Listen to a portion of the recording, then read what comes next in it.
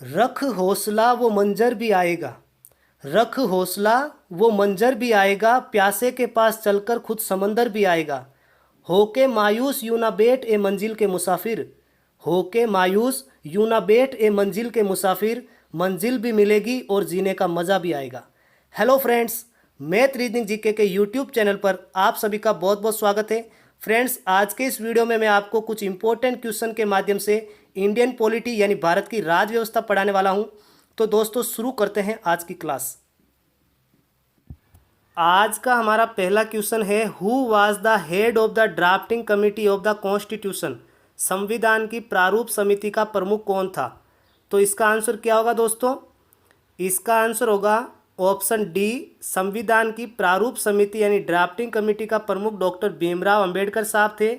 इसमें देखिए दोस्तों, जो ड्राफ्टिंग कमेटी थी उसकी स्थापना की गई थी 29 अगस्त 1947 को, और इसके अंदर देखिए दोस्तों 7 मेंबर थे, और इस कमेटी को संविधान का ड्राफ्ट तैयार करने का काम सौंपा गया था, और इसकी अध्यक्षता की थी डॉक्टर BR अम्बेडकर यानी भीमराव अम्बेडकर साहब ने। इसके अंदर बाकी मेंबर थे N Gopalaswami Ayyangar, Alladi Krishnaswamy Iyer, doctor KM Munshi, Syed Mohammad Saadulla, N Madhav Rao, TT Krishnamachari. जो N माधव राव थे उन्होंने BL मित्तल का स्थान लिया था, जिन्होंने अपने बीमार स्वास्थ्य के कारण इस्तीफा दे दिया था, और TT कृष्णमाचारी ने DP खेतान का स्थान लिया था। दोस्तों, इनका 1948 में निधन हो गया था, इसकी वजह से इनकी जगह बाद में TT कृष्णमाचारी को नियुक्त किया गया था। साथ ही फ्रेंड, जो ड्राफ्टिंग कमेटी थी उसको ड्राफ्ट को तैयार करने में 141 दिन यानी 141 डेज लगे थे। तो ये कुछ ड्राफ्टिंग कमेटी के बारे में इंपॉर्टेंट इन्फॉर्मेशन है दोस्तों, जो एग्जाम में कई बार पूछी जाती है, आपको ये अच्छे से याद करनी है। नेक्स्ट क्वेश्चन देखते हैं। ये क्वेश्चन कह रहा है, what was the basis for constituting the constituent assembly of India. Bharat की संविधान सभा के गठन का आधार क्या था? तो इसका आंसर क्या होगा फ्रेंड्स? इसका आंसर होगा ऑप्शन बी, भारत की संविधान सभा के गठन का आधार कैबिनेट मिशन प्लान 1946 था दोस्तों। इसके तहत क्या है दोस्तों, देखिए, जो ब्रिटेन सरकार थी, ब्रिटेन सरकार ने सत्ता के हस्तांतरण पर चर्चा करने और भारतीय राजनीतिक नेताओं के बीच संवैधानिक गतिरोध को हल करने के उद्देश्य से 1946 में भारत में कैबिनेट मिशन का गठन किया था, और इसका उद्देश्य था भारत के लिए एक संविधान के गठन के रूप में भारतीय नेताओं के साथ एक समझौता प्राप्त करना। दूसरा था संविधान बनाने वाली संस्था यानी भारत की संविधान सभा यानी कॉन्स्टिट्यूएंट असेंबली को तैयार करना, और तीसरा था प्रमुख भारतीय दलों के समर्थन से एक कार्यकारी परिषद की स्थापना करना। और इन्हीं उद्देश्य को ध्यान में रखते हुए 6 दिसंबर 1946 को कॉन्स्टिट्यूएंट असेंबली का गठन किया गया, और 9 दिसंबर 1946 को संविधान सभा पहली बार मिली थी। तो ये कुछ डेटा है इस क्वेश्चन के बारे में। नेक्स्ट क्वेश्चन देखते हैं फ्रेंड। ये क्वेश्चन कह रहा है, who preceded over the first meeting of the Indian constituent assembly. भारतीय संविधान सभा की पहली बैठक की अध्यक्षता किसने की? तो इसका आंसर क्या होगा दोस्तों? इसका आंसर होगा ऑप्शन बी, सच्चिदानंद सिन्हा। भारतीय संविधान की पहली बैठक की अध्यक्षता सच्चिदानंद सिन्हा ने की थी। इसमें देखिए दोस्तों, 9 दिसंबर 1946 को यानी 9 दिसंबर 1946 को कॉन्स्टिट्यूएंट असेंबली ने अपना एक पहला सेशन शुरू किया था, जिसके अंदर 207 सदस्य शामिल थे। उस सेशन की डॉक्टर सच्चिदानंद सिन्हा ने सबसे पहले अध्यक्षता की थी, जो टेम्पररी थे 2 दिन के लिए। उसके बाद में डॉक्टर राजेंद्र प्रसाद को प्रेसिडेंट चुना गया, और वाइस प्रेसिडेंट के रूप में हरेंद्र कुमार मुखर्जी को चुना गया, जो वेस्ट बंगाल के थे। तो ये कुछ डेटा है इस क्वेश्चन के बारे में, जो आपको बहुत अच्छे से याद रखना है। और फ्रेंड, यदि आप हमारे चैनल पर नए हो तो प्लीज़ चैनल को सब्सक्राइब कर लो और बेल आइकन को प्रेस कर लो, ताकि आने वाली वीडियो की नोटिफिकेशन आपको मिलती रहे।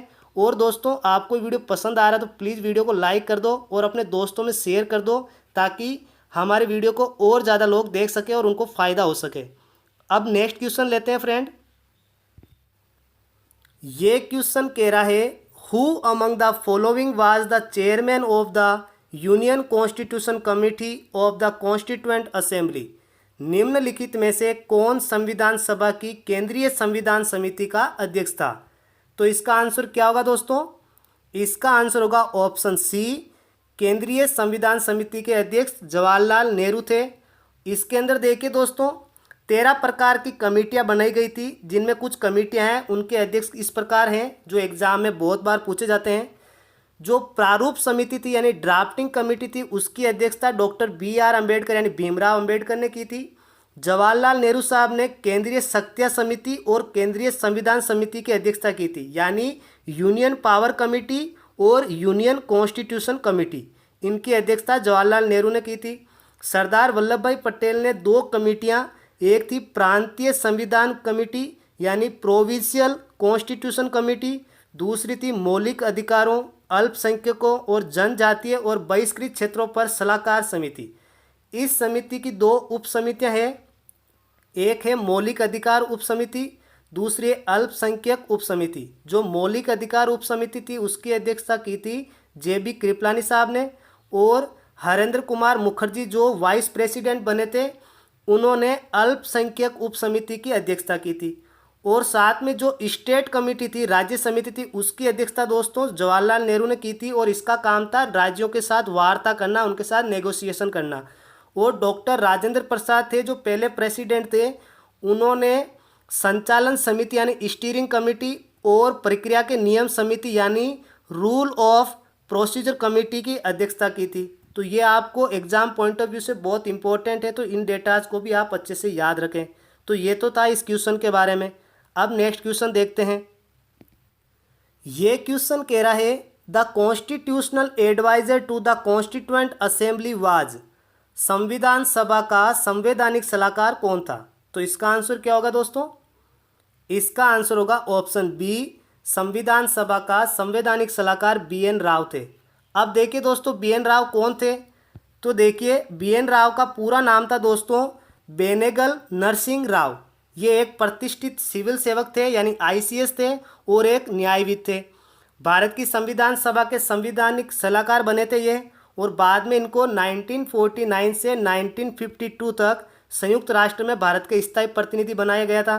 सर BN राव ने कई देशों का दौरा किया था, वहाँ कई देशों के संविधान का अध्ययन किया और संविधान का पहला ड्राफ्ट तैयार किया था। यानी ड्राफ्टिंग कमेटी के पहले तैयार होने से पहले ही सर BN राव द्वारा ड्राफ्ट तैयार किया गया था, और उनके द्वारा तैयार किए गए ड्राफ्ट को डॉक्टर B.R. अम्बेडकर की अध्यक्षता वाली ड्राफ्टिंग कमेटी ने आगे की चर्चा के लिए और विभिन्न समझौतों के लिए या संशोधनों के लिए उसको अपनाया, और जो सन BN राव ने ड्राफ्टिंग कमेटी की हेल्प भी की थी।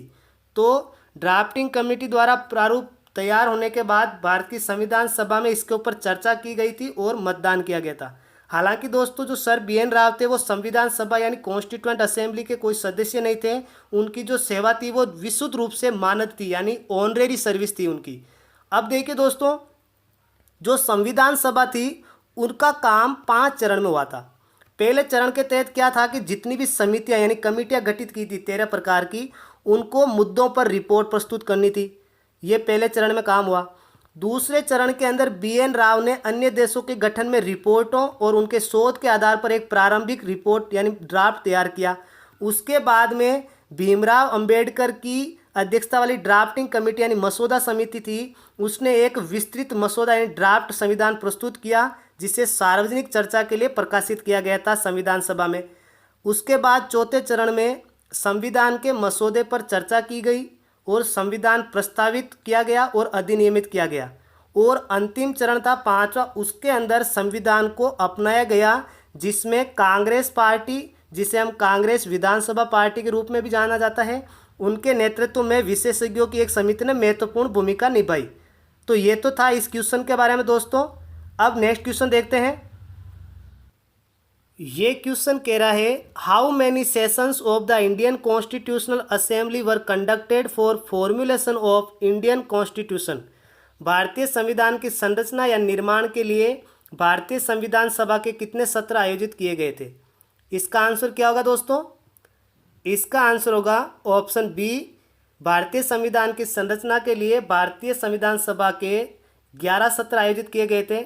इसमें आगे देखिए दोस्तों, जो संविधान सभा थी, संविधान सभा ने स्वतंत्र भारत के लिए संविधान के निर्माण के अपने ऐतिहासिक कार्य को पूरा करने में लगभग 3 वर्ष यानी 2 वर्ष 11 महीने और 18 दिन लगाए थे संविधान का निर्माण करने में। इस अवधि के दौरान उन्होंने कुल 165 दिनों को यानी 165 डेज को कवर करते हुए 11 सेशन आयोजित किए थे। उसके बाद भारत का संविधान 26 नवंबर 1949 को अपनाया गया और 26 जनवरी 1950 को पूरे देश में इसको लागू किया गया था। तो ये इसके बारे में कुछ डेटा है जो आपको अच्छे से याद रखना है, कई एग्जाम में इनमें से क्वेश्चन आए हुए हैं। अब नेक्स्ट क्वेश्चन देखते हैं। ये क्वेश्चन कह रहा है the nationalist demand for constituent assembly was for the first time considered by the British government though indirectly and with reservation in the. संविधान सभा के लिए राष्ट्रवादी मांग पहली बार ब्रिटिश सरकार द्वारा मानी गई थी, हालांकि अप्रत्यक्ष रूप से और आरक्षण के साथ। किसमें? तो इसका आंसर क्या होगा दोस्तों? इसका आंसर होगा ऑप्शन बी, संविधान सभा के लिए राष्ट्रवादी मांग पहली बार ब्रिटिश सरकार द्वारा अगस्त ऑफर में मानी गई थी। अब इसके अंदर देखिए दोस्तों, एक संविधान सभा के लिए जो विचार था वो 1934 में एम.एन. रॉय, जो भारत में कम्युनिस्ट आंदोलन के अग्रणी और कट्टरपंथी लोकतंत्र के पैरोकार थे, उनके दिमाग की यह उपज थी एक संविधान सभा होनी चाहिए। और ये 1935 में भारतीय राष्ट्रीय कांग्रेस का आधिकारिक मांग बन गई थी और उसके बाद ब्रिटिश सरकार ने 1940 के अगस्त ऑफर में मांग को स्वीकार किया और आखिरकार 1942 में संविधान के गठन पर क्रिप्स प्रस्ताव सामने आया था। अब देखिए दोस्तों, अगस्त प्रस्ताव में क्या क्या प्रस्ताव लिए गए थे। सबसे पहले था युद्ध के बाद एक प्रतिनिधि संविधान निर्माण निकाय युद्ध के तुरंत बाद नियुक्त किया जाएगा। वाइसराय की कार्यकारी परिषद में भारतीयों की संख्या बढ़ाई जाएगी। एक युद्ध सलाहकार परिषद की स्थापना की जाएगी। ये इसके प्रस्ताव थे। लेकिन दोस्तों 21 अगस्त 1940 को वर्धा में कांग्रेस कार्य समिति की बैठक हुई थी और उस बैठक में इस प्रस्ताव को पूर्णतया अस्वीकार कर दिया और साम्राज्यवादी शक्ति से पूर्ण स्वतंत्रता की मांग वहां से उठ गई। यानी वर्धा सम्मेलन के अंदर कांग्रेस के उन्होंने वहां पे बोला कि भाई हमको ये प्रस्ताव मंजूर नहीं है और उन्होंने साम्राज्यवादी शक्ति से पूर्ण स्वतंत्रता की मांग कर दी और गांधी जी ने इसे राष्ट्रवादी भारत और ब्रिटिश शासक के बीच की खाई को चौड़ा करने के रूप में देखा गया। तो ये बहुत ही इंपॉर्टेंट है दोस्तों, मैंने बहुत डिटेल में समझाया आपको। एग्जाम में हर टाइप के एग्जाम इसमें से बहुत डीपली क्वेश्चन पूछे जाते हैं, आप इसको अच्छे से याद कर लिए। अब हम नेक्स्ट क्वेश्चन देखते हैं। ये क्वेश्चन कह रहा है the members of the constituent assembly were, संविधान सभा के सदस्य थे।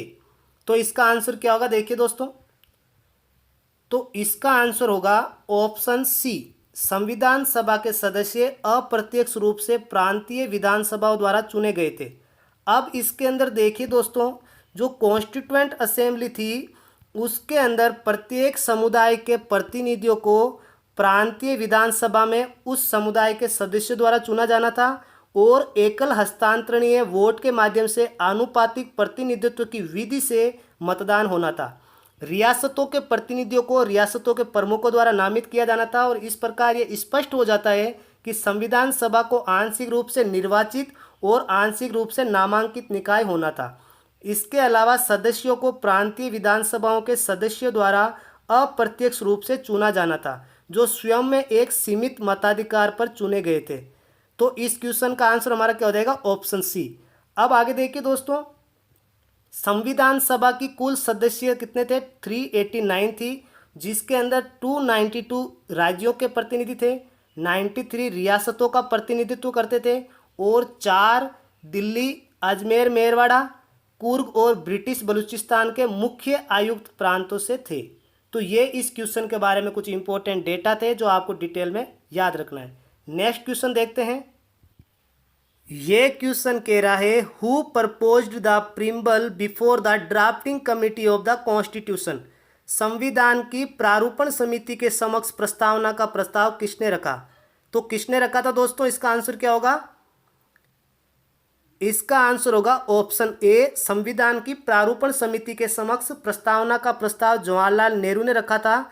इसके अंदर देखिए फ्रेंड, भारतीय संविधान की प्रस्तावना उद्देश्य संकल्प यानी ऑब्जेक्टिव रिजोल्यूशन पर आधारित है, जिसको संविधान की मसौदा समिति यानी ड्राफ्टिंग कमेटी के समक्ष पंडित नेहरू ने प्रारूपित और प्रस्तावित किया था। इसने संवैधानिक संरचना के मूल सिद्धांतों, विचारधारा और दर्शन को आधार बनाया। इसे संविधान सभा ने अपनाया था। और प्रस्तावना दोस्तों भारत के संविधान का एक परिचय है, यानी एक इंट्रोडक्शन है जिसके अंदर संविधान के उद्देश्यों का सार है। तो इस क्वेश्चन का आंसर हमारा क्या हो गया? Option A Jawaharlal Nehru. Next question देखते हैं। ये क्वेश्चन कह रहा है the preamble is useful in constitutional interpretation because it. प्रस्तावना संवैधानिक व्याख्या में उपयोगी है क्योंकि ये। इसका आंसर क्या होगा दोस्तों? इसका आंसर होगा ऑप्शन बी, प्रस्तावना संवैधानिक व्याख्या में उपयोगी है क्योंकि संविधान निर्माताओं का वास्तविक उद्देश्य और दर्शन इसमें शामिल होता है। अब इसमें देखिए दोस्तों, जो प्रस्तावना है वो राजनीतिक, नैतिक और धार्मिक मूल दर्शन और मौलिक मूल्यों का प्रतीक है जिस पर संविधान आधारित है। इसमें संविधान सभा की भव्य और महान दृष्टि शामिल है और संविधान के निर्माताओं के सपनों और आकांक्षाओं को ये दर्शाता है। तो इस क्वेश्चन का आंसर हमारा क्या हो जाएगा? ऑप्शन बी, प्रस्तावना संवैधानिक व्याख्या में उपयोगी है क्योंकि संविधान निर्माताओं का वास्तविक उद्देश्य और दर्शन इसके अंदर शामिल है। अब बारी है आज के हमारे गोल्डन क्वेश्चन की। भारत का संविधान पूरा हुआ। तो फ्रेंड इसका आंसर आपको देना है कमेंट बॉक्स में। और आज का हमारा टारगेट है 100 लाइक। तो प्लीज़ दोस्तों वीडियो को लाइक एंड शेयर करना ना भूलें। साथ ही यदि हमारे चैनल पर आप नए हो तो प्लीज़ चैनल को सब्सक्राइब करें और बेल आइकन को प्रेस करें ताकि आने वाली वीडियो की नोटिफिकेशन आपको जल्दी मिल सके। तो दोस्तों फिर मिलते हैं नेक्स्ट वीडियो में, तब तक के लिए धन्यवाद।